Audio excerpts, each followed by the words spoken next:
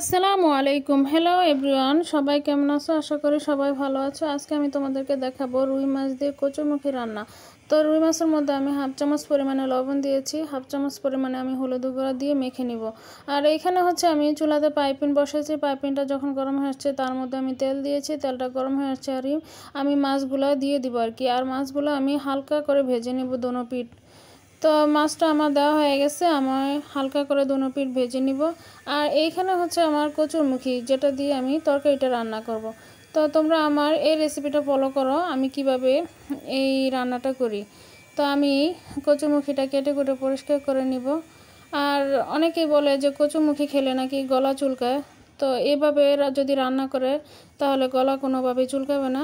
আর রান্নাটাও খুব মজা হয়, দেখতে খুব সুন্দর একটা কালার আসে। তো আমি এইখানে কচুরমুখীটা কেটে পরিষ্কার করে এখন নিব।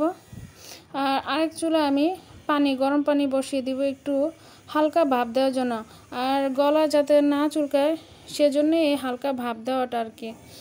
তো আমার হাজব্যান্ড গলা চুলকায় বিধায় সে খেতে চায় না, তাই এই নিয়মে আমি সবসময় রান্না করি, সে এই তরকারিটা এইভাবেই খায়। তো দেখো আমার মাছটা ভাজা হয়ে গেছে। এখানেও আমার সবজিটা কেটে নিয়েছি, ধুয়ে পরিষ্কার করে নিয়েছি। এখন হচ্ছে আমি হালকা ভাপ দিয়ে নিব। আর চুলাতে আমি পানি বসিয়ে দিয়েছি। আর এখানে হচ্ছে পেঁয়াজ কুচি আর কাঁচামরিচ ফালি করে নিয়েছি। পানিটার মধ্যে আমি হাফ চামচ পরিমাণে আমি একটু হলুদ গুঁড়া দিয়ে দিব, যাতে আমি কচুরমুখীটা যখন সিদ্ধ করব তখন যেন কালারটা সুন্দর থাকে আর কি। আমি সবজিটা যখন কষাবো তখন যেন সুন্দর কালার আসে, এই জন্য। তো দেখো আমি কচুরমুখীটা দিয়ে দিয়েছি আর হালকা ভাপ দিয়ে নিব। এখানে আমি সিদ্ধ করব না আর কি। এখানে জাস্ট এটার একটা যে কষ আছে ওই কষটা আমি ফেলে দিব। আর একটা আঠা আঠা ভাব থাকে বেশি, আঠালো ভাব, ওটা ফেলে দিব আর কি। তো চুলাতে আমি কড়াই বসেছি, কড়াইতে আমি যে মাছটা ভাজছি ওই মাছের তেলটাও দিয়ে দিব এখন। আর এক্সট্রা একটু তেল দিব আর কি। তো এখানে আমার কচুরমুখীটা ভাপ দেওয়া হয়ে গেছে, হালকা সিদ্ধ করা হয়ে গেছে। আমি এখন ছেঁকে নিব আর কি। আর এখানে 1 চামচ পরিমাণে আমি একটু আদা রসুন বাটা একসাথে করা আছে দিয়ে দিলাম। 1 চামচ পরিমাণে আমি লবণ দিয়ে দিলাম, দিয়ে একটু নাড়াচাড়া করে আমি কচুরমুখীটা দিয়ে দিব। আর কচুরমুখীটা আমি তেলে হালকা ভাজবো। ভাজার কারণটাই হচ্ছে যাতে গলা না চুলকা, আর এটার যে একটা হালকা স্মেল থাকে, কাঁচা কাঁচা একটা ভাব গন্ধ যাতে দূর হয়, সেজন্য একটু ভেজে তারপর হচ্ছে হলুদ মরিচ ধনিয়া গুঁড়াটা দিয়ে দিব আর কি। আর যে যেরকম খায় মরিচের গুঁড়াটা দেখা যায় ঝাল অনেকে কম খায়, সে অনুপাতে দিলেই হবে। আমি আমার নিয়মে রান্না করি, প্রত্যেকের নিয়মেই রান্নাটা বসায় আর কি। তো এখানে হচ্ছে ভাপ দেওয়া আর একটু হালকা ভাজা ভাজা করে, এই জিনিসটাই হচ্ছে এই কচুরমুখীর মূল সিক্রেট জিনিসটা, যাতে গলা চুলকায় না। তো আমি এখানে 1 চামচ পরিমাণে হলুদ গুঁড়া, 1 চামচ পরিমাণে মরিচ গুঁড়া আর হাফ চামচ পরিমাণে আমি ধনিয়া গুঁড়া দিয়ে একটু হালকা ভাজা ভাজা করব। তারপর কষানোর জন্য একটু পানি দিয়ে দিব আর কি।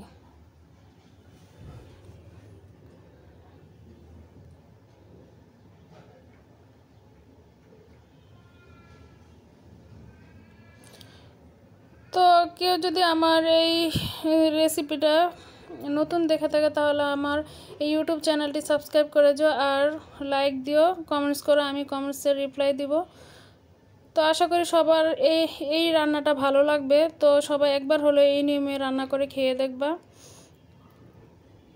তো দেখো আমার কষানোটা হয়ে আসতেছে অনেকটা। কে কোথা থেকে দেখতেছো আমার এই ইউটিউবে চ্যানেলের রেসিপিগুলা, তো প্রত্যেককে জানাই অসংখ্য ধন্যবাদ। আর নতুন নতুন ভিডিও পেতে হলে আমার এই ইউটিউব চ্যানেলটি সাবস্ক্রাইব করে যাও, লাইক দিও আর কমেন্টস করো।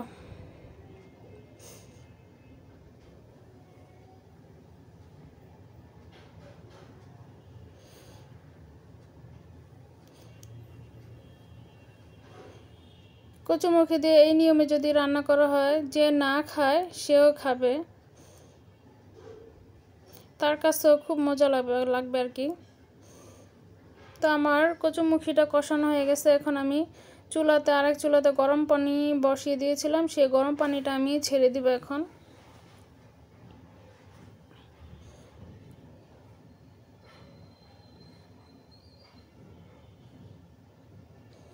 আর একটু হালকা সিদ্ধ হয়ে আসলে আমি মাছটা ছেড়ে দেব। আর মাছটা ছেড়ে দেওয়ার পরে আমি জিরা গুঁড়া কাঁচামরিচ দিয়ে দেবো। আর কেউ চাইলে ধনেপাতাও দিতে পারে, আমার ধনেপাতা ছিল না তাই আমি ধনেপাতা দিতে পারি নাই, লাস্টে আমি জিরা গুঁড়াটাই দিয়ে দিব আর কি। তো দেখো কচুমুখিটা সিদ্ধ হয়ে আসছে, এখন আমি ভেজে রেখেছিলাম যে মাছটা, সেই মাছটা ছেড়ে দিব আর কি।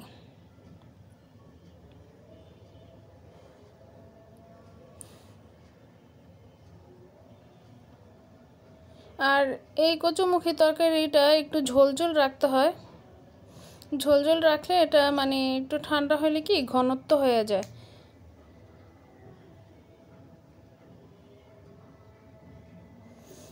তো দেখো আমি সবশেষে একটু জিরা গুঁড়া দিয়ে দিলাম। তো আশা করি সবার ভালো লাগবে। প্লিজ আমার এই ইউটিউব চ্যানেলটি সাবস্ক্রাইব করে দিও আর লাইক দিও, কমেন্টস করো, আমি কমেন্টসে রিপ্লাই দিব। তো সবাই ভালো থাকবে, সুস্থ থাকবে, আল্লাহ হাফেজ।